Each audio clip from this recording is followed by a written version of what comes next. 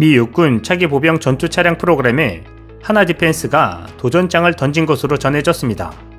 OMFV 프로그램은 1980년대 초부터 서비스를 받아온 M2 브래들리 보병 전투 차량 교체를 포함하는 미 육군 차세대 전투 차량 현대화 노력의 핵심 요소입니다.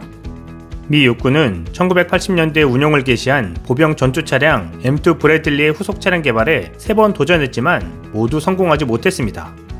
첫 번째는 국방 예산 삭감의 영향을 받아 중지됐고, 두 번째는 의회가 조달 비용 상승을 문제 삼아 개발 예산 확보가 어려워 중단됐습니다. 그리고 마지막 세 번째는 육군의 과도한 요구와 모호한 선정 과정의 영향으로 프로토타입 제출 기한을 한계사밖에 맞추지 않아 경쟁 개발의 틀이 붕괴됐습니다. 이에 따라 육군은 일단 계획을 백지화하고 차기 보병 전투 차량 개발을 다시 시작하게 됐습니다. 지난 3번의 실패를 근거로 미 육군은 지난해 12월 새로운 차기 보병 전투 차량 프로그램에 대한 제안 요청서를 발행했습니다. 수주에 뛰어든 업체들을 살펴보면 지난 14일 단독으로 입찰에 응한 제너럴 다이내믹스와 이스라엘 LB 시스템즈와 손잡은 영국의 BAE 시스템, 미국 기업의 레이시온, L3 해리스, 텍스트론 앨리스와 손잡은 독일의 라인메탈, 그리고 미국 기업 오시코시와 손잡은 한국의 하나디펜스입니다. 여기에 추가로 싱가포르 방산업체의 ST 키네틱스도 참여가 농후하다고 알려지고 있습니다. 덧붙여 육군은 지난 3차례의 교훈을 바탕으로 세부사항 및 기술적인 기능을 지정하는 고정 컨셉인 자율 무인 운용 능력에 더해 옵션으로 유인 운용 가능으로서의 충분한 생존성, M1 에이브람스와 나란히 달릴 수 있을 만큼의 기동성, 적의 보병 전투 차량을 깨는 데 필요한 화력, 유럽의 주요 물류 루트를 주행 가능한 중량 등만 제시하고 이를 실현하는 데 필요한 아이디어와 기술에 대해서는 기업의 역량에 맡기겠다는 것이 특징입니다. OMFV 프로그램을 주도하고 있는 미 육군 미래명령의 로스 코우만 준장은 기업이 제안한 아이디어만 좋다면 15량으로 편성된 보병 전투 차량 소대를 고려해도 좋다고 말했습니다. 즉, 현재의 보병 전투 차량 소대는 4량으로 30여 명의 병력 수송이 가능하지만 제안된 아이디어만 뛰어나다면 한 량당 병력 수송 능력이 2명에서 30명으로 상관없다는 뜻으로 그만큼 육군은 참신한 아이디어를 찾고 있다고 말하고 있는 것입니다. 이러한 외부 아이디어와 비교할 때 BAE가 제출한 전투 차량은 상당히 평범해 보인다고 미국 군사매체 브레이킹 디펜스는 분석했습니다. 그리고 주목할 점은 미국의 생산 거점과 현지 법인을 가지고 있지 않은 기업은 모두 미국 기업과 손을 잡고 있다는 점입니다. 제너럴 다이내믹스는 미국 기업이므로 배제하고 영국의 BAE 시스템은 현지 법인과 생산 거점을 미국에 갖고 있기 때문에 미국 기업 손을 잡을 필요 없이 이스라엘 LB 시스템즈와 제휴했습니다. 반대로 현지 법인도 생산 거점도 없는 독일의 라인메탈과 한국의 하나디펜스는 미국 기업과 손을 잡고 있습니다. 하나디펜스가 제휴한 오시코시는 자동차 및 군사 차량 제조 대기업으로 육군과 해병대가 사용하고 있는 고기동 다목적 장갑차 한비의 후속 차량인 JLTB를 개발해 미 육군에 수주했습니다.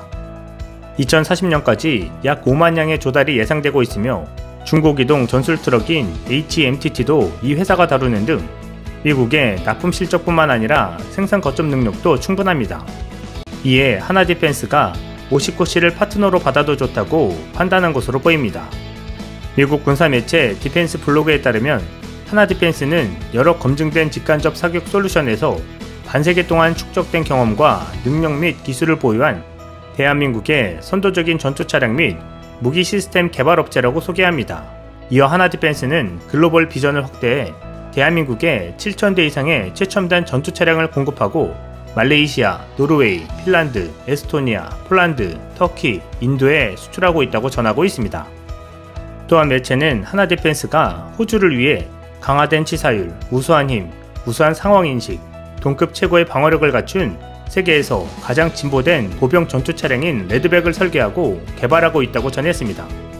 레드백은 2019년에 랜드 400 페이지 3 프로그램의 최종 후보 둘 중 하나로 선정되었으며 현재 세대의 프로토타입 차량이 호주 육군의 위험 완화 활동에 대한 테스트와 평가를 받고 있다고 매체는 전했습니다.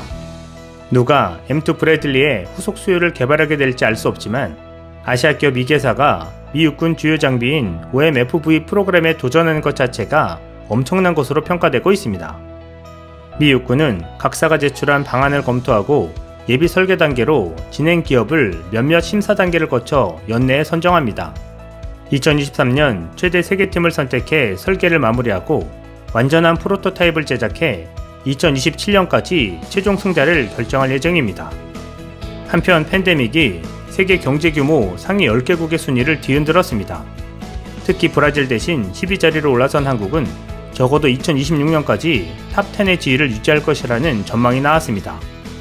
20일 CNBC가 국제통화기금의 지난해 세계 경제 전망치 자료를 분석한 결과 명목 국내 총생산 순위에서 기존 1위에서 4위인 미국, 중국, 일본, 독일의 자리는 변하지 않았습니다. 그러나 2019년 5위였던 인도와 6위였던 영국이 순위를 맞바꿨습니다. 지난해 코로나19로 엄격한 봉쇄 조치를 시행한 인도는 경제 규모가 9% 위축됐기 때문입니다. CNBC는 2023년에서야 인도가 5위 자리를 다시 찾을 것으로 전망했습니다. 2019년 세계 경제 규모 9위였던 브라질은 지난해 12위로 떨어지며 탑10 중 유일하게 밀려났습니다. CNBC는 적어도 2026년에서야 10위권으로 진입할 것으로 내다봤습니다. 브라질은 전 세계에서 희생자가 두 번째로 많고 확산세를 잡지 못하고 있지만 인도와 달리 봉쇄 조치를 거부해왔습니다.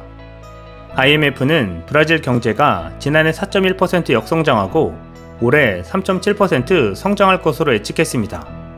브라질 대신 한국이 탑10에 다시 진입했습니다. 한국 앞에는 프랑스, 이탈리아, 캐나다가 있습니다. 한국은 2005년에 10위에 오른 적이 있으며 2017년까지 10위권 밖으로 밀려나 있었습니다. 2018년 12자리를 탈환한 한국은 2019년에 12위로 밀려났다가 2020년 다시 10위로 순위를 올렸습니다. CNBC는 한국이 적어도 2026년까지는 12자리를 유지할 것으로 분석했습니다. CNBC는 한국이 지난해 반도체 수출 호조와 방역의 일부 성공을 통해 지난해 1% 역성장했다고 평가했습니다.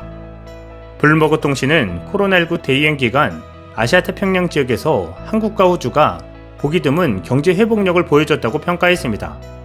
블룸버그는 호주는 코로나19를 거의 제거했고 한국의 누적 확진자 수는 약 11만 5천 명으로 규모가 비슷한 다른 국가들보다 적다면서 코로나19로 인한 경제적 충격을 줄일 수 있었던 요인으로 방역 성공을 지목했습니다. 글로벌 컨설팅 업체인 언스트앤드영도 지난달 발표한 보고서에서 코로나19 대유행 기간 긍정적인 경제, 보건 성과를 거둔 국가로 한국과 호주, 뉴질랜드, 덴마크를 꼽았습니다. 앞서 홍남기 부총리 겸 기획재정부 장관은 지난 7일 IMF 자료를 인용해 한국이 세계 10위에 올라선 점을 알리면서 올해 성장 전망치에 대해 한국이 지난해 선진국 중 역성장폭을 가장 최소화한 국가임을 보여준다고 설명했습니다. IMF의 올해 한국 경제 성장 전망치는 3.6%입니다. 세계 1위 혁신국가인 한국은 세계 경제 규모가 10위로 제도약했고 탱크 하나 없었던 한국이 이제 미국 방산시장에 도전장을 내민 상황입니다. 이상 시윤TV였습니다.